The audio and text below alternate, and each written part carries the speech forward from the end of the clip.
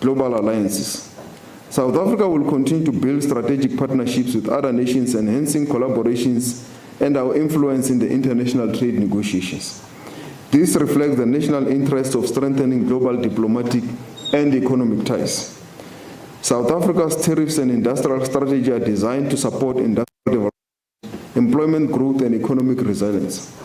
By aligning these policies with the national interest, South Africa will ensure that its economy emerges stronger, more diversified, and resilient in the face of global trade complexities.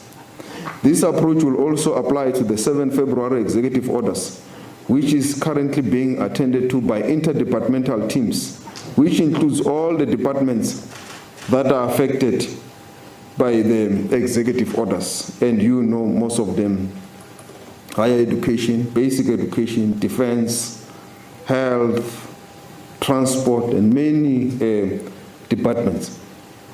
The 31% tariffs implemented by the U.S. administration will be effective from the 9th of April 2025.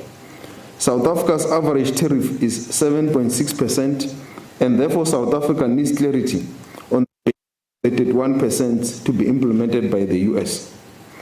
It is important to note that products such as copper, pharmaceutical, semiconductors, lumber articles, certain critical minerals, and energy products have been exempted from the reciprocal tariffs.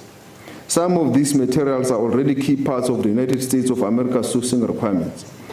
According to the United States Geological Survey, 97% of their chrome ore requirements come from South Africa.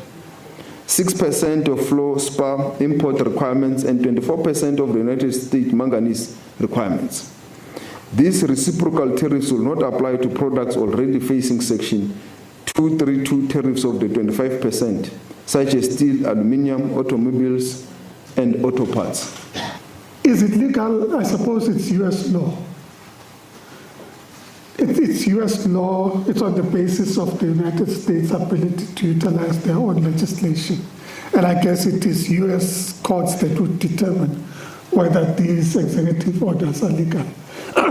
But at an international level, I think there is a general acknowledgement that there's been a disruption to the multilateral trading system. In reality, the systems of the World Trade Organization have not been considered in the application of the executive orders that were issued in relation to trade. Of course, it concerns us. Excuse me. Of course, it concerns us. We have been concerned about the World Trade Organization and its systems, in particular the dispute resolution systems and the application of dispute resolution mechanisms, but also overall compliance to World Trade Organization. And that's why we are advocating for a reform of the World Trade Organization and ensuring that it's able to adapt to current reality, but also ensuring that we're able to reinforce a multilateral system of trade and transparency across the board. Meanwhile, Minister of International Relations Ronald Lamola says South Africa will continue to defend its foreign policy when necessary. He was responding to reports that U.S. Congressman Ronnie Jackson introduced a bill to review the relationship between the U.S. and South Africa. In an interview with SABC News, Lamola also addressed reports suggesting that some senior ANC members could possibly face sanctions from the U.S. administration. As we continuously say, we view our relationship with the U.S. as strategic. And with regards to the bill, as we are aware, it's a normal procedure. They do it from time to time, sometimes annually, to review bilateral relations, and this is also one of them. We will engage with the bill at the level of Congress and also with the relevant committee on the matter, and continue to clarify the misconceptions that it is also based on, because as you are aware, South Africa is a non-aligned country, as an emerging and a developing country. we have continuously maintained our non-alignment stance, and to want to put us in a particular category does not represent the views of the South African government. So we'll continue to clarify, and we'll continue to clarify on any other issue of misconception. As I've said, the issues related to transformation, it's a constitutional imperative of the country, and this has also been confirmed by the Human Rights Council in Geneva, that we have to deal with the land skewed ownership patterns in our country. That is a transformative imperative, and the other laws that we have, BILA, the NHI, are also relevant. They are also issues domestically. I know you talking to me as Minister of International Relations, but you are also a member of the ANC and you are part of the NEC. These reports that the US is likely going to target senior ANC officials, have you discussed this at the party level?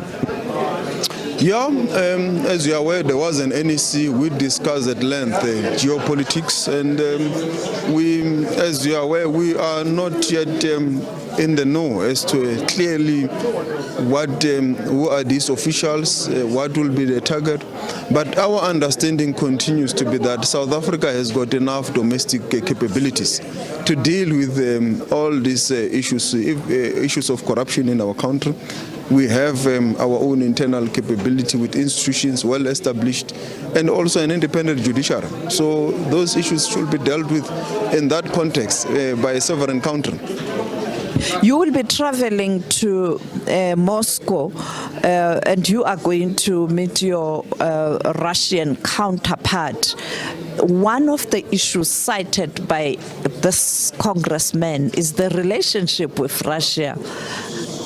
Are you going to discuss these issues? There's a view also that the friends of South Africa, like China, Russia, are mum about these attacks that are now directed at South Africa because of the relations with these two major countries.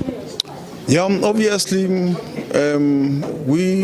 continue to engage with everyone. As I've said, as a non-aligned country, we engage with everyone, and this includes engaging with Russia, Iran, China, UK, the European Union, everyone. We engage with them because we are a developing country, we are an emerging economy, we need technologies, we need to trade with everyone in the world.